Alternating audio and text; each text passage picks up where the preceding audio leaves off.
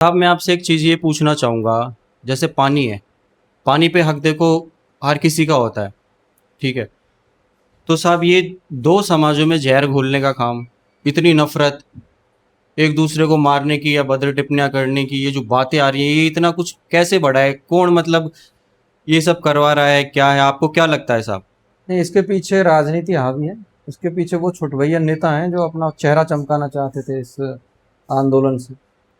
और ये जो भद्दी टिप्पणियां की गई, मैंने कहा ना अभी, हमारी तरफ से अगर पूरे आंदोलन में या उससे पहले कभी भी कोई टीका टिप्पणी ले आओ हमारे लोगों की तरफ से, उधर से उन्होंने जहर उगलना शुरू किया, उधर से उन्होंने बकवास करना शुरू किया। फिर भी हमने आज तक कभी भद्दी और गंदी टिप्पणियां नहीं की।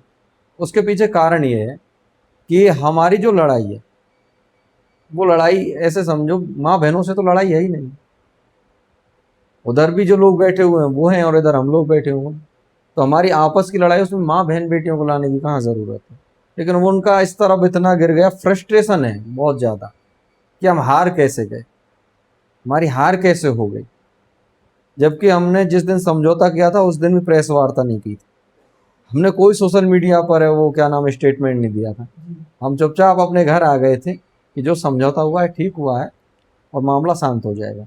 उन्होंने और उनके लोगों ने जो सोशल मीडिया पर धमाल करते हैं, उन्होंने श्रेय लेने के लिए सबसे पहले शुरू किया तांडव। अब अति का अंत तो होता ही है, वो 6 तारीख को हो गया। वो मानवीय आधार पर नहीं होता, ईश्वरीय आधार पर हो गए। और नहीं, ऐसे मशीनें खराब नहीं होती। इतनी टेक्नोलॉजी के आज के युग में इतने इंजीनियर्स बुला लिए गए थे और 2-2 दिन तक ठीक नहीं हुई, 3-3 दिन तक ठीक नहीं हुई। तो कहीं ना कहीं अहंकार का अंत तो होना था। साहब हमने ये भी सुना है कि जो अपनी बहन बेटियां हैं, उनको रोककर उनके आईडी आधार कार्ड भी चेक करे जा रहे हैं जी।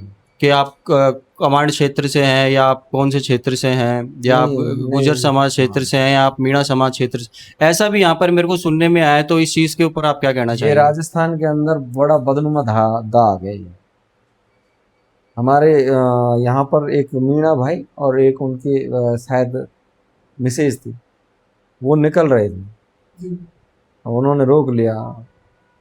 पता चल गया कि ये दोनों क्या नाम है फैमिली है जो मीणा है। हमारे लोगों ने उनको उनसे पूछा और उनसे कहा कि तुम्हारे यहाँ पर है ना जो आईडी देख देख करके और महिलाओं को और बच्चों को भगा रहे हैं, भगा नहीं रहे, बेइज्जत भी कर रहे हैं। और आप अब आए हो, आप से सम्मान जाइए, हमारे ऐसे संस्कार नहीं है। अगर आप अकेले होते और आप मर्द होते तो आपको रोक दिया जाता, पर आपके साथ में महिला है इसलिए आपको हम शहर से घर जाने दें। हमारी तरफ से कभी कोई आईडी नहीं देखी गई, उनकी तरफ से आईडी देख देख करके, क्योंकि उनका उद्देश्य आईडी देख करके भय व्याप्त करना था।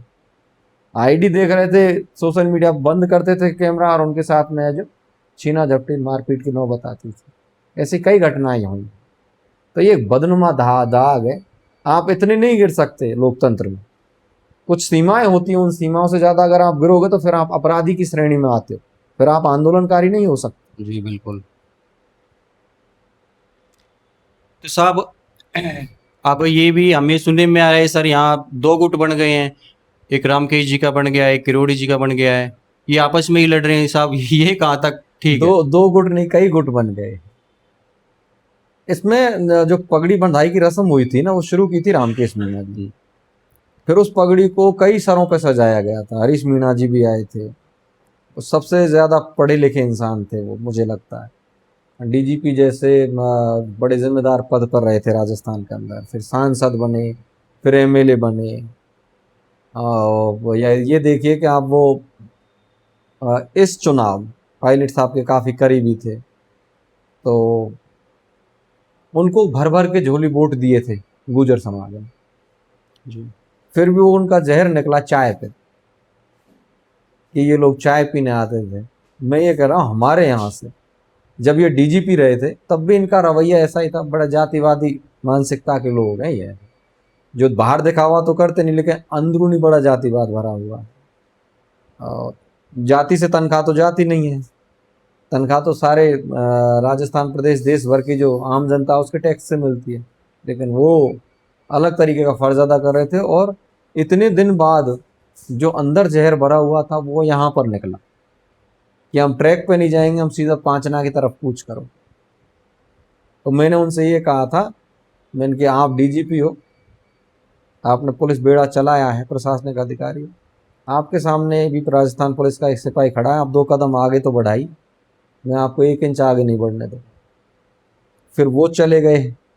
उसके बाद में फिर 20 विधायक नेता फिर इकट्ठे हुए। जिस दिन डॉक्टर साहब आए थे उस दिन वो भी खाली हाथ चले गए।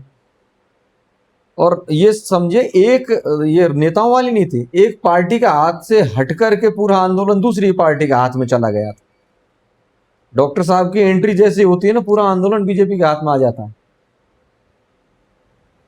तो ये कहीं ना कहीं उनका राजनीतिक प्रोपागेंडा था। इसके अलग अलग तरीके का आप मायने निकाल सकते हैं। मीडिया कर्मी है, चौथा स्तंभ, आप मेरे से ज्यादा बेहतर समझते हैं। पर हमारे यहाँ डे 1 से जो काम शुरू हुआ था लास्ट डे तक वही चला। सबको निमंत्रण था, जबरदस्ती किसी से नहीं थी। किसी भी नेता का नुकसान नहीं होने दिया हमने, हमारी जाति के किसी भी नेता का, क्योंकि हमने साफ और स्पष्ट कह दिया था ये आंदोलन जातिगत रूप लेगा और आप 3600 कौम को ने नेता बनाए हो, आप जनप्रतिनिधि हो, आप इसमें इन्वॉल्व मत होना। बाद में बेचारे जवाहर सिंह बेगम जी को लपेटा गया था बेवजह, जो दोनों ही पक्षों को लेकर के, दोनों क्या तीनों पक्षों को लेकर के इस स्थिति में थे कि इस बीमारी का कोई ना कोई हल निकल जाए। अब वो टेक्निकल इशू जो हुआ था उसको सब उनके सर पर रख दिया था। और आप देखिए, मैं हर चीज शर्तों पे लागू करना चाहते हैं, भाईचारा भी चाहते हैं तो शर्तों पे। वो उनकी शर्त मान ली तो भाईचारा, उनकी शर्त नहीं मानी तो भाईचारा नहीं, उनकी राजनीतिक शर्त मान ली तो भाईचारा, नहीं मानी तो भाईचारा नहीं। अब जब पानी के लिए वो टेक्निकल इशू हुआ था तो उन्होंने शर्त लगा दी कि इन्होंने करवाया है, जबकि उनका कोई लेना देना नहीं था, रावत जी का कोई लेना देना नहीं था। फिर भी उनको क्या नाम है, दोषी बनाया गया और ज्ञापन में ये मांग करी गई कि उनको मंत्री पद से हटाया जाए। यानी कि सारी शर्तें आप लगाइए, सारी शर्तों को आप मंजूर करवाइए। आप लड़ाई पानी की लड़ रहे हो, राजनीति की लड़ रहे हो, जाति की लड़ रहे हो या व्यक्ति की लड़ रहे हो, कुछ समझ में नहीं आया। साहब गुड़ गोबर एक करके रख रखा हो। सब जनता से हमें ये भी जानने को मिला है यहाँ पर कि जैसे कि इस क्षेत्र में अभी जैसे हाल ही में सचिन पायलट जी आए थे सगरगटा में, उन्होंने भी जल समझौते पर समाधान के लिए ही बोला था। पर अब हमें ये सुनने में आ रहा है कि यहाँ पर जो सचिन पायलट जी का जो प्रभाव है वो अच्छा है, उनकी छवि बहुत अच्छी है यहाँ पर। मतलब ये एक मुद्दा वो भी बनाया जा रहा है कि उनकी छवि को खराब करने का। आप इस बात से कहाँ तक सहमत हैं? नहीं, 21 साल पहले पायलट साहब नहीं थे, 21 साल पहले नहीं थे, ये मुद्दा 21 साल पुराना है। तो उनकी छवि को बिगाड़ने के लिए ये आंदोलन खड़ा किया गया था ऐसा नहीं। वहां जो कार्यक्रम था वो प्रायोजित था, वहां पायलट साहब को रोकने के लिए आंदोलन खड़ा किया गया था रामकेश जी की तरफ से, किसी के इशारे पर। वो बात ठीक है, उस हद तक हम मान सकते हैं, लेकिन पायलट साहब ने यहाँ आकर के किसानों के हक की बात करी थी। और मैं तो आपके चैनल के माध्यम से पहली बार ये बात बोल रहा हूं कि पांचना के पानी के पेचने, पायलट साहब जिनको अपना समझ रहे थे, लोग आस्तीन में सांप पालते हैं, पायलट साहब ने आस्तीन में नाग पाल रखे हैं। उन नागों का पता ही इस पांचना के पेच से चला था, इस पांचना के आंदोलन से चला था। राजस्थान की आम जनता तो यही मानती थी ना कि हरीश मीणा जी मानेसर से लेकर आज तक उन्हीं के साथ थे। और शायद पायलट साहब भी यही सोच करके बैठे होंगे कि ये तो मेरे ही आदमी। लेकिन जब उन्होंने फन निकाला बाहर तो पता चला कि ये आस्तीन में नाग बैठे हुए, सांप नहीं बैठे हुए डसने के लिए। तो राजनीति का जो धुंधलापन था ना वो भी एकदम साफ हो गया। मैं तो ये कहता हूँ ये जो आंदोलन है ये पायलट साहब के लिए भी फायदेमंद रहा, ये आंदोलन है ये डॉक्टर साहब के लिए, विक्रोल लाल जी के लिए भी फायदेमंद रहा, ये आंदोलन है ये आम किसान के लिए भी फायदेमंद। सबका चेहरा साफ साफ तो नजर आ गया इसमें कि कौन किस स्थिति में कहाँ पर बैठा हुआ है, क्या करना चाहता है, इनकी मंशा क्या है, कितने ये जन हितैषी हैं, कितने ये जाति के हितैषी हैं, वो सारी चीज तो क्लियर हो गई इसमें। जो सर अपना चेहरा चमकाना चाह रहे हैं, जो जनता को भड़का रहे हैं, जो छोटे नेता हैं, इनके पीछे बड़े राजनेता कौन हो सकते हैं साहब? नहीं, मैं एक बात बताऊं, ये जितने भी लोग जो बकवास कर रहे हैं, जो गालियां दे रहे हैं, मैं तो आपके चैनल के माध्यम से डॉक्टर साहब से ही अपील करूंगा कि ये सारे आपके कार्यकर्ता बनते हैं। अब पता नहीं ये कितने हैं कितने नहीं हैं, ये इर्द गिर्द आपके ही घूमे हैं, तो ऐसे लोगों से आप दूर रहिए। आप बहुत बड़े कद के नेता हो, आप कर्नल किरोड़ी सिंह बैंसला जी वाली लाइन के नेता हो, तो आपको अब इस अंतिम समय में, राजनीति का आपका अंतिम समय चल रहा है, 10 साल 5 साल 20 साल जितनी भी है उसको लास्ट टाइम ही कहेंगे, स्टार्टिंग है नहीं, मिडिल भी नहीं है, लास्ट।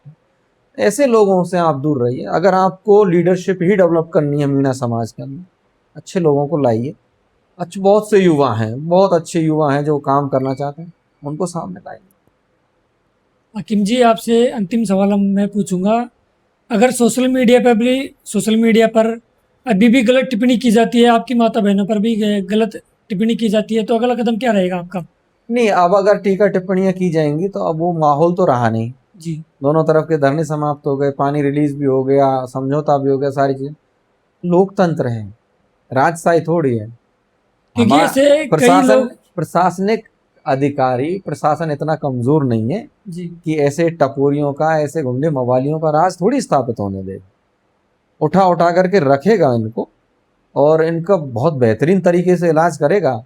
ऐसे आप किसी की माँ बहन बेटियों को बदनाम या उनको कलंकित थोड़ी कर सकते हो। और अगर ऐसी टीका टिप्पणियां फिर से आती हैं जी तो या तो प्रशासन उनको देख ले, जी और प्रशासन नहीं देखेगा तो हम इतने कमजोर थोड़े हैं।